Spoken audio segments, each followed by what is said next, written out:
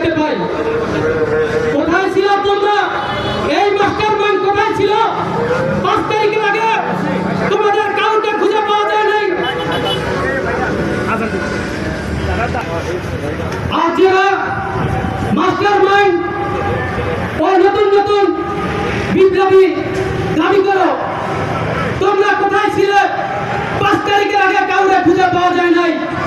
বাংলাদেশের বুকে যখন ওই স্বৈরাচার শেখ হাসিনার আমলে, যখন ওই অস্ত্রের সঙ্গে, যখন ওই গোলাবারুদের সঙ্গে, যখন ওই গুমের ভয়ে কেউ রাজনীতি করার সাহস পেয়েছিল না, তখন বাংলাদেশের এক তরুণ সমাজ যে বারবার নির্যাতিত হয়ে, বারবার মার খেয়ে বাংলাদেশের জনগণের জন্য কথা বলেছে।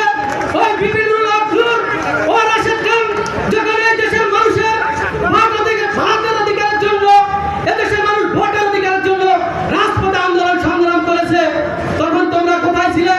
তখন এই পল্টনে কাউরে দেখি নাই। বিশেষ করে 22 থেকে 23 জন লোক আমরা প্রতিনিয়ত আন্দোলন সংগ্রাম করেছি। সংগ্রামের সাথে বন্ধুগণ, বাংলাদেশ যুব অধিকার পরিষদ যখন সৃষ্টি হয়েছে, যত করে অন্যায় এই স্বৈরাচার ফ্যাসিস্ট আমল হয়েছে, আমরা মঞ্জুর বশীর ভাইয়ের নেতৃত্বে বাংলাদেশ যুব অধিকার পরিষদ আন্দোলন সংগ্রাম করেছে। সংগ্রামের সাথে বন্ধুগণ, আজ অনেকে দাবি করেন, মাস্টারমাইন্ড দাবি করেন, ইন্দুরের গর্তে পালিয়ে থেকে বাংলাদেশে এসে মাস্টারমাইন্ড দাবি করেন। আজকে আমাদের নেতা বিপিনুল হক নূর, রাশেদ খান, মঞ্জুর বশীর ভাই যারা রাজপথে জীবন দিয়েছে, জীবনের জন্য, জীবন দেওয়ার জন্য প্রস্তুত ছিল, আজ তারা মাস্টারমাইন্ড দাবি করে না। সংগ্রামীর সাথে বন্ধুগণ, আপনারা জানেন বাংলাদেশের বিপদের সময় বাংলাদেশ গণ অধিকার পরিষদ এদেশের মানুষের পাশে ছিল।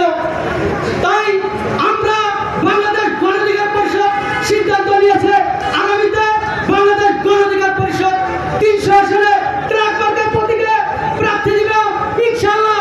আমরা আশা রাখি, কারণ আমরা এই জন্যই আশা রাখি, দুঃসময় আমরা বাংলাদেশের মানুষের পক্ষে ছিলাম, বাংলাদেশের মানুষের জন্য আমরা কথা বলেছি, কাউরে কথা বলতে পাওয়া যায় নাই। ওই নতুন দালাল লোক কাউরে কথা বলতে পাওয়া যায় নাই, সবাই কথা লুকিয়ে আজকে অনেক কিছু দাবি করে। তাই দেশের মানুষের কাছে আবেদন রাখবো, আগামীতে বাংলাদেশ গণ অধিকার পরিষদের পাশে থাকবেন, আগামীতে বিপিনুল হক নূরের পাশে